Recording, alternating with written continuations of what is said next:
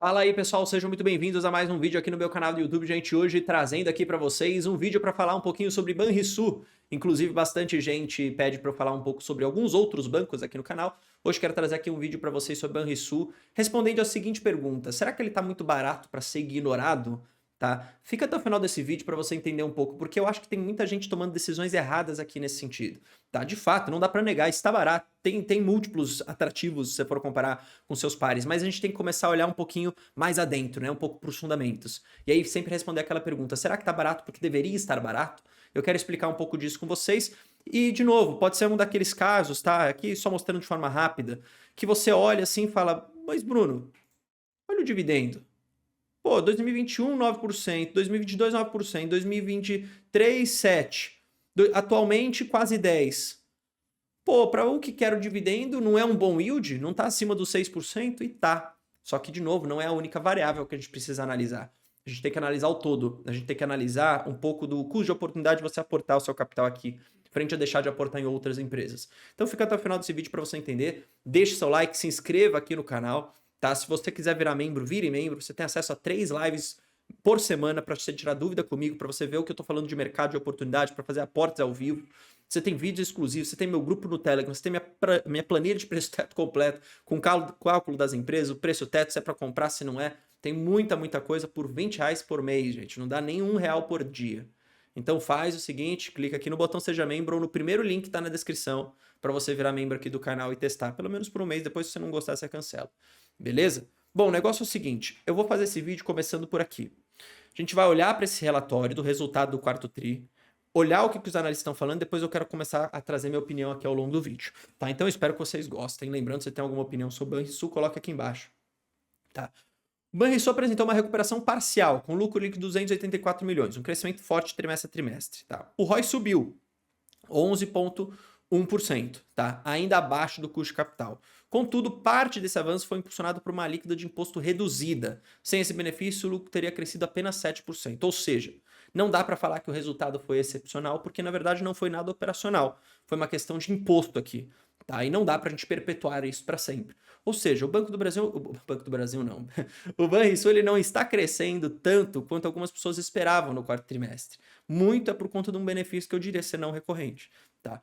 Com base no guidance, estimamos um lucro de 1 bi, tá? Um crescimento de quase 20% ano contra ano aqui os analistas, mas um ROI baixo, insuficiente para cobrir o seu custo de capital e bem abaixo dos seus rivais. Isso daqui é muito importante. Eu quero que você entenda de uma vez por todas. Sempre quando alguém te fala assim: ah, Bruno, aquele banco está negociando abaixo do valor do patrimônio, é uma oportunidade óbvia. Cuidado. Ele só é uma oportunidade óbvia se você tiver o banco com uma rentabilidade que está sendo entregue acima do custo de capital daquele banco. Porque senão, não faz sentido o banco negociar acima do valor do seu patrimônio. Beleza? Você está entendendo?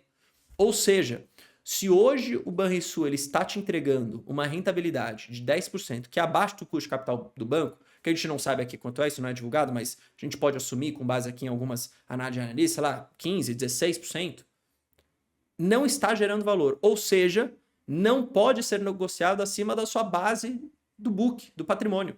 Não acontece. É por isso que, quando você olha para o valor patrimonial do Banrisul a 0,41, você fala: realmente tem que existir esse desconto. Não é um desconto óbvio do seguinte sentido: a rentabilidade é muito boa, mas está negociando abaixo do patrimônio. Como é o caso, por exemplo, do Banco do Brasil, que entrega hoje um ROI acima do seu custo de capital e mesmo assim ele negocia abaixo do valor do patrimônio. Beleza? Então você tem que ter essa sacada para você entender se é realmente uma oportunidade ou se é porque está negociando assim porque precisa ser negociado. Eu gosto de entender que só é uma oportunidade quando a gente vê esse descasamento entre fundamento e valuation, como é o caso especialmente do Banco do Brasil. No caso de Banrisul, não é. Beleza? Minha opinião é essa. Tá? Apesar da recuperação moderada, os desafios persistem, com pressões na margem financeira, aumento das provisões e crescimento limitado de crédito em um cenário econômico incerto. Ou seja, o que você está olhando aqui? O próprio guidance do banco está falando isso.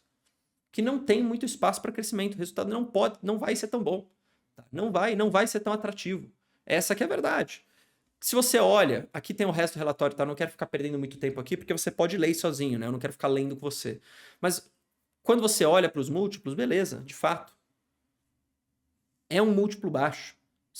Mas não é o melhor cuja oportunidade. Até os analistas falam isso. Ó.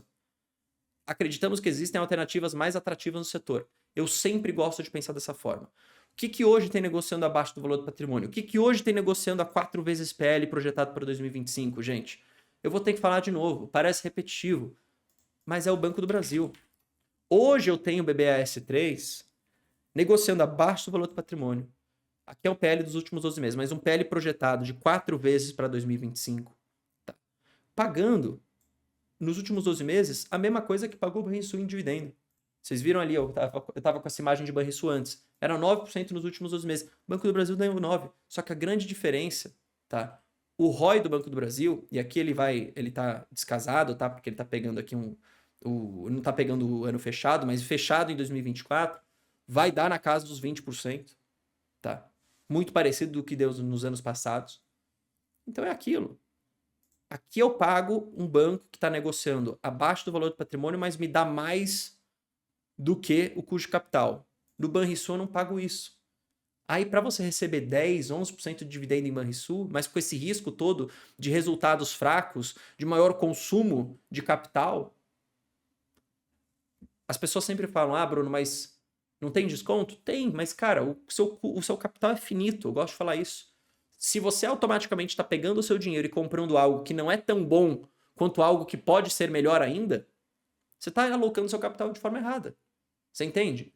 Então, quando eu falo para vocês, e até fazendo um paralelo, que eu não gostava tanto de Bradesco, que eu ainda preferia Banco do Brasil, era por isso. Porque se eu colocasse meu capital em Bradesco, eu estaria deixando de comprar Banco do Brasil. E hoje o Banco do Brasil é muito mais óbvio. Um mix entre resultado e preço. Beleza? Então, de novo, não é que eu não acredite em Banrisul, não é que eu não acho que em algum momento pode valer a pena. Mas eu não acho que esse momento é agora. Porque hoje o desconto de Banrisul, apesar de existir, ele segue acompanhado de resultados fracos. Tá? Com um ano que pode ter muito frágil ainda para o banco. Enquanto você tem outros bancos que o resultado vai ser muito bom. Por que eu estou fazendo esse vídeo? Né? Por que eu estou fazendo essa comparação? Porque eu tenho visto muito aqui no canal as pessoas que querem ter tudo. Tem desconto, compra, tem desconto, compra. Aí você vai ver a carteira do cara, ele tem 30 ativos, ele tem 4 bancos, tá? Ele tem 6 elétricas, ele tem 7 empresas relacionadas a commodity, sendo que ele podia às vezes ter, em vez de 30 ativos, ele podia ter 10, ele podia ter 8, pegando os melhores pares, né? Os melhores ativos de cada um dos segmentos, que tem desconto hoje, porque a nossa bolsa está muito, muito barata, e tem uma carteira que cresce, que é muito mais eficiente, que tem possibilidade de valorizar, porque as empresas só precisam de uma melhora de cenário para voltar a crescer, porque o resultado está muito sólido, tá? São lucrativas. O dividendo delas está muito bom, tá? Então a perspectiva é em continuar, inclusive, esses dividendos mais fortes, e aí você vai ganhar das duas pontas, com o seu patrimônio crescendo e com o seu dividendo crescendo também.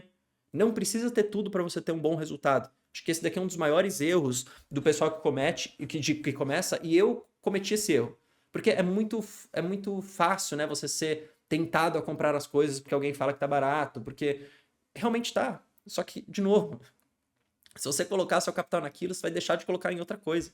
Seu capital é finito, tente buscar sempre a melhor eficiência para ele. Tá? Eu tô sendo muito transparente nisso porque eu não gostaria, tá, para ser aqui verdadeiro, que vocês cometessem o erro que eu cometi lá atrás. Por alguns anos, inclusive. Tá? Que eu fiquei com um monte de coisa na carteira, que eu não consegui crescer minhas posições, porque eu ficava sempre buscando uma nova oportunidade, alguma nova coisa que tá barata.